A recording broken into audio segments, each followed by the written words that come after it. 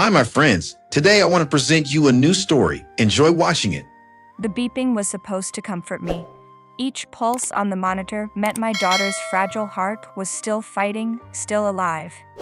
Yet that sound had become my torment, the rhythm of fear itself. Lexi lay beneath a pale hospital blanket, her tiny chest rising and falling in uncertain rhythm. Tubes snaked from her arms, her heartbeat glowed in green lines across the monitor beside her bed. 6 years old and already living between heartbeats. I sat by her side, clutching her hand, tracing the faint scar that curved beneath her wrist. "Mommy's here, baby," I whispered. "You're safe." She stirred faintly, her eyelids fluttering. "Mommy, am I gonna go home soon?" My throat tightened. "Yes, sweetheart. As soon as your heart behaves." I smiled though tears burned behind my eyes. Then came the knock. Hazel, my husband Dominic's younger sister, entered the room, her perfume invading the sterile air. She smiled, but her smile didn't look natural. "Still here, Martha? You look exhausted. Maybe you should rest. I can watch Lexi." I forced a polite tone. "I'm fine, Hazel. She needs me close." Hazel's gaze drifted to the heart monitor. "So this thing tells the nurses if anything happens? Fascinating. Technology these days." She leaned in closer than necessary, examining the cords. "Please don't touch anything," I warned, sharper than intended. Her lips curved into something between a smirk and a sneer. "Relax. I'm not going to break your precious machine." Lexi whimpered softly, and Hazel stepped back with exaggerated innocence. The nurse entered soon after, checking the lines. "Everything's stable," she said, smiling kindly, but my unease lingered long after she left. That night, when the ward lights dimmed, I couldn't sleep.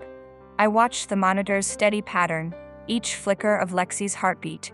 My mind played every worst-case scenario, every whispered warning from the doctors. Dominic called around midnight. "You need rest, love," he said gently over the phone. "Hazel offered to bring you dinner tomorrow." The mention of her name made my chest tighten. "Tell her not to," I whispered. "Martha? I mean it, Dom. Something about her. Something's wrong." He sighed, unsure how to respond.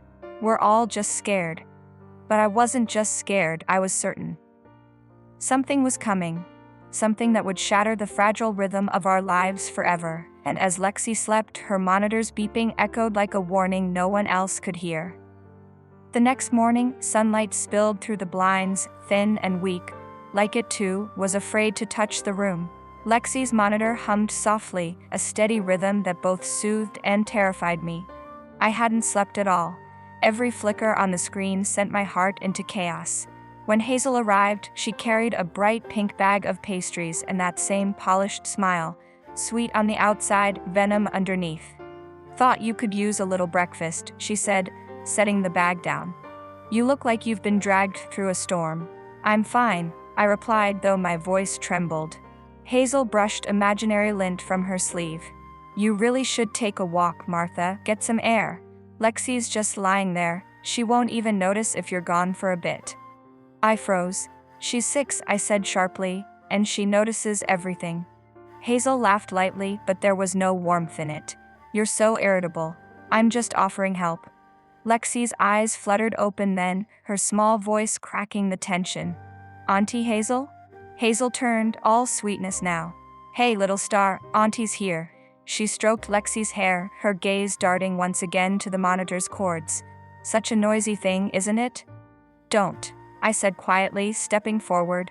"Please, don't touch anything." Her smile froze, then softened again, too quickly. "Relax, Martha. Honestly, you act like I'd hurt her." Her words sliced through me, because beneath that smile, something dark glimmered, something she thought I wouldn't see.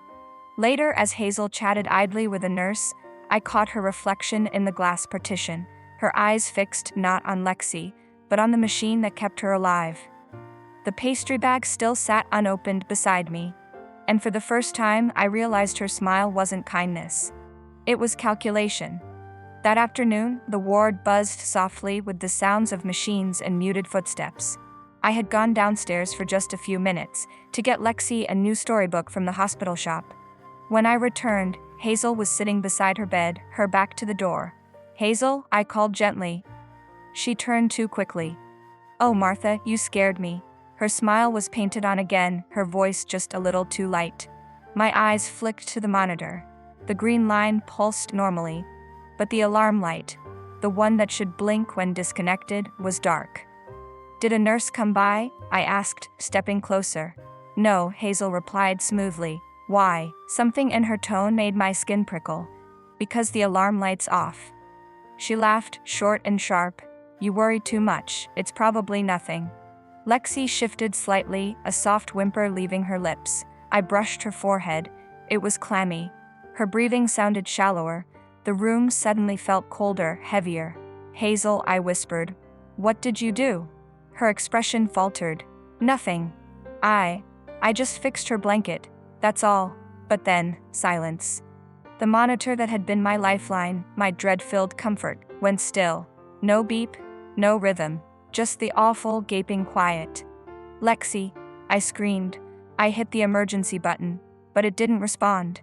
My voice cracked as I shouted for help, my heart beating faster than the machine ever had. Nurses rushed in, pulling cords, calling codes. I was dragged backward, powerless as they worked on my baby's tiny body. Come on, sweetheart, I sobbed. Please don't leave me. And then, after what felt like an eternity, one single precious beat pierced the silence. Then another.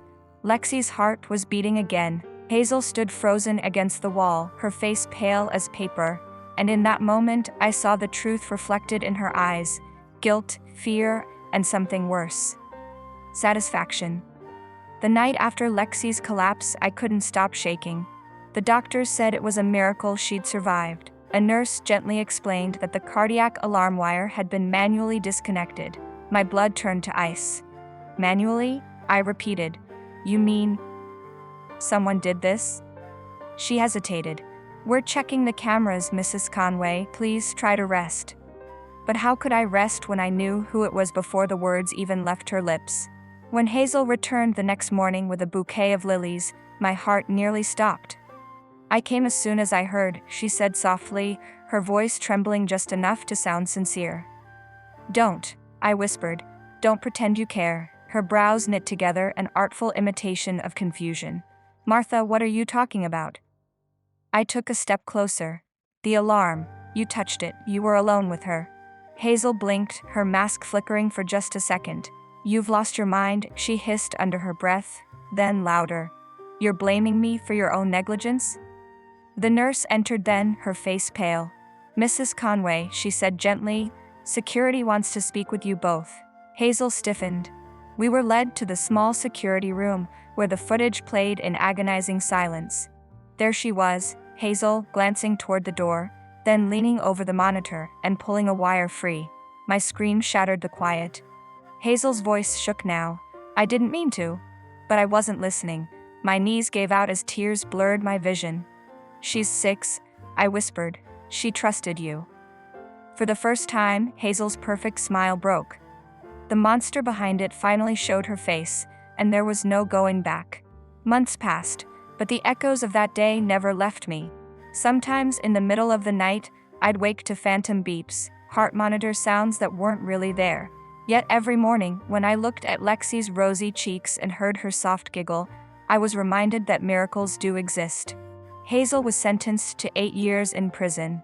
During the trial, I sat just a few feet from her.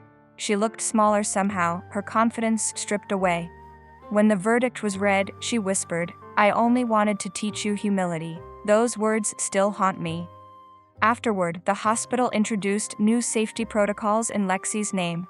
Lexi's Law, they called it. The first time I saw her photo framed beside the nurse's station, I cried, not from pain this time but from gratitude. One evening as we left the hospital for the last time, Lexi tugged my hand. Mommy, she said softly, can I keep this? She held up a tiny plastic heart-shaped charm a nurse had given her. Of course, sweetheart, I said, kneeling to her level. That's your brave heart. She smiled, pressing it to her chest. It's still beating. And in that simple sentence, everything, the fear, the loss, the betrayal, finally began to heal. Because sometimes the loudest sound in the world isn't the noise of machines. It's the quiet, steady rhythm of a child's second chance. Friends, What do you think of this story? Write your opinion in the comments. Would you like more stories? Don't forget to subscribe and hit the bell button so you don't miss any videos. See you tomorrow.